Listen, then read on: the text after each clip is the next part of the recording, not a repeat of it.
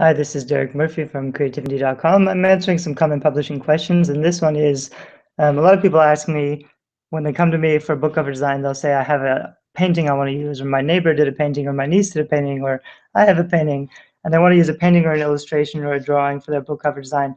Almost always that's a bad idea because almost always illustrations and paintings don't have the immediate emotional impact that you're going to get with a photograph. And so you want to be careful about using one. Um, if you're going to use one, it might work for some nonfiction genres, like if you're doing a spirituality book and you have a a kind of abstract painting, that might work. For some genres, literary fiction, it could work. For most popular pulp fiction, you want a photograph that's going to make that strong emotional connection that's really hard to do with art. So even if you have art that's really good art, it's hard to make as an effective book cover that's going to work and sell your book as well as using stock photography. So I always steer people away from it because I don't think it will sell as well, but it can be done. Um, for self-help, if you have something like the Four Agreements or Eckhart Tolle, something of that style, then you want something kind of abstract anyway, so art can work. For most fiction, it's just not going to work very well. Usually you'll get something like you'll have a painting and then you'll be like, where do I put the text? Up here, down there. It doesn't really fit. It's not going to be as cohesive. It'll work, especially if you're doing historical fiction. If you can find a historical painting, but a really good one, usually one with a person in it, because a room like this isn't going to work. It doesn't feel anything. If you have a good painting, someone historical, that can work really well for historical fiction. But you got to make sure that you can fit the text in the picture really well so that it fits together as a cover. But then you can also get something like this, Master and the Margarita, abstract art.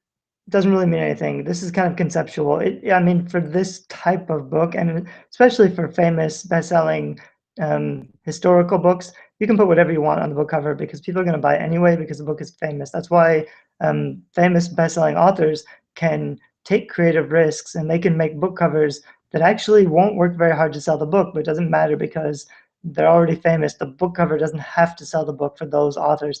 For you, if you're self-publishing, your book cover has to do the bulk of the work of convincing strangers who don't know you or your book to give it a chance. And that's what your book cover does. And it's really important that it does that well, because if you have no author platform, your book cover is kind of everything. So you don't want to take risks like this, especially you'll get a lot of art that's conceptual. So you'll have a lot of people, a lot of authors approach book cover design conceptually, and they'll say, I have a scene in mind of, this is my landscape, these are my characters are wearing this, they're looking over here, they're doing this, they have this big scene. You can't do a complex specific scene with details like that very well with Photoshop. So a lot of authors think, well, I'll just hire an artist to do it, but art will never work as well as photographs because it's just not as powerful. So compare, for example, these two, just a pulp romance, but you'll never get as much of an emotional impact with abstract art as you would with really simple, really obvious photography. You don't want a lot of details. You don't want photography that says something or like that something's happening. You just want your central characters and you want a background that shows, I mean, this is just an abstract background, but you usually want a background that shows the setting. But I mean, almost always people also talk about whether you should put a character on the book cover. It almost always works better if you can get away with it. The problem is you'll get a stock photography model, and you'll see the same model on dozens of other books.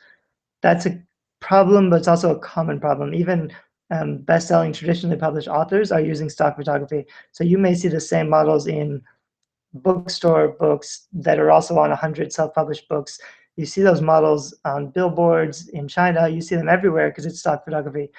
But that's not necessarily going to hurt your book sales because people aren't looking at all those different covers at once. They're just looking at your book cover right now. And if that model works and it makes a sale, then it's worth having, even if it's cliche or overused or whatever. So, I mean, I strongly recommend using photography rather than art. If you're going to use art, also, for example, chick lit, if you're writing chick lit or books for girls, those have a lot of illustrated covers, a lot of flat two-dimensional. They call them the girls shopping. It's a girl with a shopping bag. It's kind of a vector image. You can find that stuff online. It's also really good to get illustrated. You can get it done on Fiverr. You can get some stuff done on Etsy.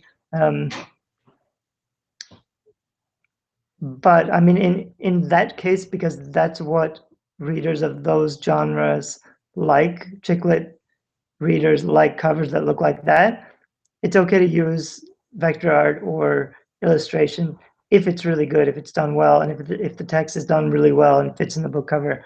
But in most other genres, it's a mistake. And especially if you have a conceptual image, like this is a painting. A lot of times someone will come to me with a painting, maybe a pretty bad painting that's it's got all the elements that the author wanted. It's just, it doesn't have any emotional impact because readers don't know what your book is about. They don't know what happens in the book. So any cover that references the stuff that's in the book, that doesn't matter to readers because they haven't read the book yet. So it's meaningless. And by the time they buy and read the book, they're not going to care about the cover anymore. They're not going to go back and compare the cover design with the inside and make sure you know all the details sync up and it's exactly what you represented.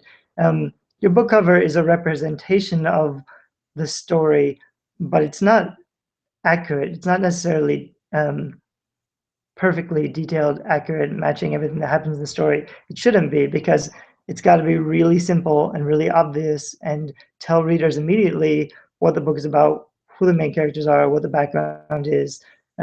Simple is almost always better, and you want to have a strong, immediate impact. The biggest mistake indie authors make is just having too much shit on the book cover, trying to represent all this stuff that readers don't know anything about because they haven't read the book yet. So I mean, it's almost always better to go really simple than to mess it up by being too complicated. Another example from my books, I mean, this is another book that, you know, it's famous, Jude the Obscure. They don't even need a book cover because you can just get away with, you know, color and text because it's a famous author and it's a famous book. But even this could work better than a really crappy cover with a bunch of stuff crammed together trying to represent something that happens in your story. And I've seen some really bad covers. That's what you want to avoid. So if you're making your own cover or you're hiring someone cheap and you're telling them exactly what to do and you're telling them to put all this stuff together, that's almost never going to work. You want to get more like the theme, the background, the not exactly abstract, but just a simplistic representation of the basic genre and conflict of the story. Usually a character in the foreground and then a scene or setting in the background is all you need with good text, and that'll work. Or even just a landscape, although I think adding characters almost always will boost sales. Something to think about when you're hiring a book cover designer or doing a book cover design. Thanks, bye-bye.